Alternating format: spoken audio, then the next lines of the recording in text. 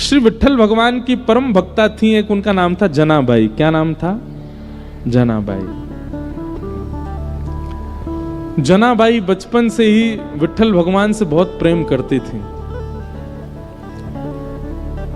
आषाढ़ की एकादशी पर पंढरपुर में इतनी भीड़ होती है, इतनी भीड़ होती है, जहां पर विट्ठल भगवान विराज रहे हैं, इतनी भीड़ होती है कि वहां लोग दर्शन करने मंदिर में अंदर नहीं जाते। ऐसा कहते हैं आषाढ़ की एकादशी को पंडरीनाथ भगवान ध्वजा में आ जाते हैं, तो मंदिर की ध्वजा का ही दर्शन करते हैं सब। मंदिर के अंदर तो सीमित लोग जाते हैं। आषाढ़ की एकादशी को जनाबाई अपने माता पिता के साथ पंढरपुर आ गए और उस भरे भीड़ में जनाबाई खो गई। स्वाभाविक रूप से क्या होता है कि जब व्यक्ति कहीं भीड़ में खो जाता है तो रोता है, लेकिन जनाबाई नाच रही थी। क्यों? जनाबाई नाच रही थी, आनंदित हो रही थी। बोले अच्छा हुआ, अब मैं इन संतों के पास ही रहूंगी, इन भक्तों के पास ही रहूंगी, पंढरपुर में ही रहूंगी, विट्ठल के पास ही रहूंगी। ऐसी जनाबाई। माता पिता बिछुड़ गए, जनाबाई दूर हो गई, छोटी सी थी। चंद्रभागा नदी है पंढरपुर में, वहां जाकर के जनाबाई बैठ गई। प्रयास किया पंडरीनाथ भगवान का दर्शन हो जाए, पर इतनी भीड़ कि 4 दिन तक जनाबाई को ठाकुर जी के दर्शन नहीं हुए।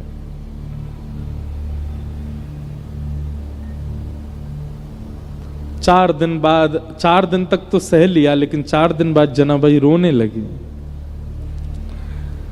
और चंद्रभागा तट पर बैठ करके वहां प्रेम से विट्ठल भगवान को कहते हैं विठोबा। क्या कहते हैं? विठोबा। जैसे हमारे यहाँ कान्हा, कनुआ, गोपाल, ऐसे पंढरपुर में विठोबा। रोने लगी जनाबाई, विठोबा कब मिलोगे? विठोबा मुझसे क्यों नहीं मिल रहे हो? विठोबा देखो मैंने सब तो छोड़ दिया आपके लिए, आप क्यों नहीं आ रहे मेरे पास?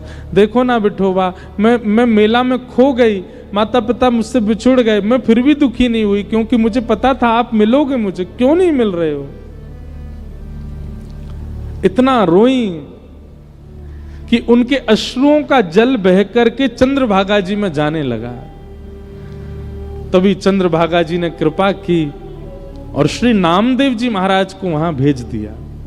नामदेव जी पंडरीनाथ भगवान के परम भक्त हुए। मैं ज्यादा विस्तार में नहीं कहूंगा, बहुत बड़ी कथा है, मैं थोड़ी सी एक बस रास बता दूं, रास किसे कहते हैं। नामदेव जी ने देखा छोटी सी बालिका रो रही है, विठोबा कब मिलोगे? विठोबा कब मिलोगे? नामदेव जी उस बालिका से बोले, लाली तुम कौन हो? बोले मेरा नाम जना है। तुम्हारे माता पिता कहाँ हैं? बोले वो तो खो गए, मिले नहीं। तुम्हारा घर कहाँ? बोले मुझे नहीं जाना, मेरा घर पंढरपुर ही है। विट्ठल रुक्मणी ये मेरे माता पिता। और जनाबाई पता क्या कहती थी? मेरे पिताजी रुक्मणी है, मेरी माँ विट्ठल है। वो उल्टा बोलती थी। देखो कैसी भावना भक्तों की। वो ठाकुर जी को अपनी मैया बोलती थी। इसीलिए पंढरपुर में विट्ठल भगवान को कहते हैं माउली। क्या कहते हैं? माउली। माउली मतलब मैया। जनाबाई कहती रुक्मणी मेरी पिता हैं और विट्ठल मेरी मैया है। उनका ये भाव सुनकर के नामदेव जी के नेत्र सजल हो गए। कितनी सुंदर भावना। और छोटी सी जनाबाई का हाथ पकड़ करके नामदेव जी, चलो मेरे घर रहना, तुम वहीं चलो, और अपने घर ले आए। नामदेव जी के यहां नियम था, रोज शाम को कीर्तन होता था और उस कीर्तन में अनेक वैष्णव आते थे, चारों तरफ घेर के बैठते, बीच में नामदेव जी बैठ के गाते, मृदंग बजती, कांसे बजते, बढ़िया लोग उछल उछल करके नृत्य करते। लेकिन बहुत ध्यान से सुनिएगा, सबको कीर्तन दिख रहा था, सबको नृत्य दिख रहा था, सबको नामदेव जी गाते हुए दिख रहे थे, लेकिन दूर बैठी जनाबाई देख रही थी। तभी उसने क्या देखा? सुंदर पीतांबरी पहने, मत्स्याकृत कुंडल धारण किए, सुंदर मुकुट धारण है, कमल जैसे नेत्र हैं और अपने कमर पर हाथ धर करके नाचते हुए नृत्य करते हुए श्री पंढरीनाथ आ रहे हैं। और बीच कीर्तन में उछल उछल करके पंढरीनाथ नृत्य कर रहे हैं। जनाबाई ने जैसे ही पंढरीनाथ को देखा दौड़ करके भीड़ के बीच में गई। ठाकुर जी उछल उछल के नाच रहे थे। जनाबाई सबको कहती, अरे देखो विठल नाच रहे हैं, देखो विठोबा नाच रहे हैं। अब छोटी बच्ची जान के सब बोले हाँ नाच रहे हैं नाच रहे हैं, पर दिख किसको नहीं रहे थे। खूब रोए और खूब ताली बजाए। ठाकुर जी ज्यों ज्यों उछल के नाचे, जनाबाई ताली बजाए। कीर्तन विश्राम हुआ, ठाकुर जी चले गए। रात भर सोई नहीं, कुछ खाया नहीं, सोचती रही कैसे नाच रहे थे, कैसे आनंद कर रहे थे। दूसरे दिन फिर कीर्तन हुआ, फिर कीर्तन में ठाकुर जी आए, फिर नाचे। जनाबाई को फिर दिखे, जनाबाई फिर चिल्लावे, दूर हट जाओ, देखो ठाकुर जी नाच रहे हैं।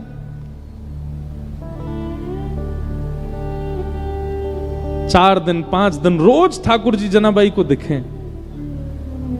नामदेव जी जनाबाई से बोले, हे जना तू मंदिर क्यों नहीं जाती दर्शन करने? तो जनाबाई कहती, मैं क्यों जाऊं, वो जाते हैं मंदिर, जिनको ठाकुर जी मंदिर में दिखते हैं, मुझे तो यहीं दिख जाते हैं। आप जब कीर्तन करते हो वो यहीं आते हैं, मैं तो यहीं देख लेती हूं उनको, मैं क्यों जाऊं मंदिर?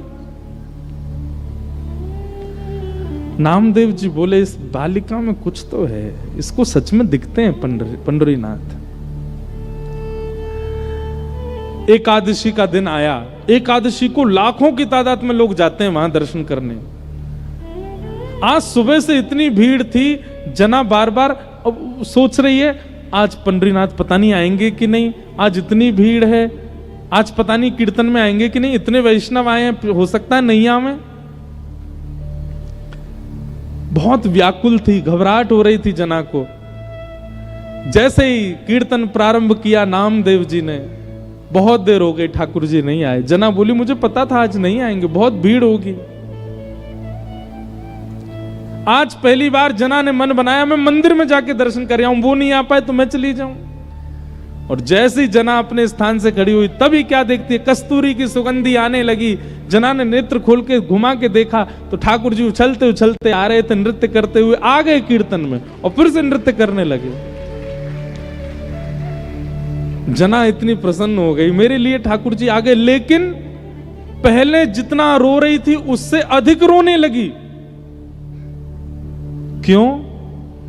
बोले, आज एकादशी है, सुबेरे के भोर के 4 बजे ब्रह्म मुहूर्त से पंढरीनाथ खड़े रहे होंगे, इतने लोगों ने इनको प्रणाम किया होगा, ये बैठे भी नहीं होंगे। एकादशी के दिन ठाकुर जी का एक क्षण के लिए भी कपाट बंद नहीं होता, इतने भीड़ होती है कि खड़े ही रहते हैं ठाकुर जी दर्शन देने के लिए। जना बोली, आज ये इतने श्रमित हैं और श्रमित होने के बाद इतनी जोर जोर से यहां नाच रहे हैं, इनके पैरों में पीड़ा हो रही होगी। तो जनाबाई क्या करती, नामदेव जी धीमे कर दो गति कीर्तन की, क्यों आप जोर से गाओगे ठाकुर जी बहुत जोर से उछलते हैं, फिर आप गति धीमी कर दो, आप गति शांत कर दो। अब उनकी कौन सुने, वो तो छोटी बालिका। और तेज होने लगा और तेज, जनाबाई तो बिखर गई, अरे धीमे करो कीर्तन, पंढरीनाथ को कष्ट हो रहा होगा।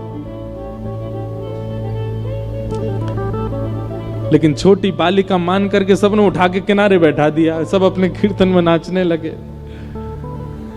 थोड़ी देर बाद जब कीर्तन विश्राम हुआ, आज जना की रुदन में हुंकरियां आने लगी, श्वास रुकने लगी बार बार, और बार बार हृदय पे हाथ रख के बोले, अरे कोई पुजारियों से जाके बोल दो कोई लेप लगा दें, कोई पुजारियों से जाके बोल दो अब मंदिर बंद कर दें, मेरे विठल को, मेरे विठोबा को बहुत पीड़ा हो रही होगी, कोई उनके चरण दबा देना, घी की मालिश कर देना।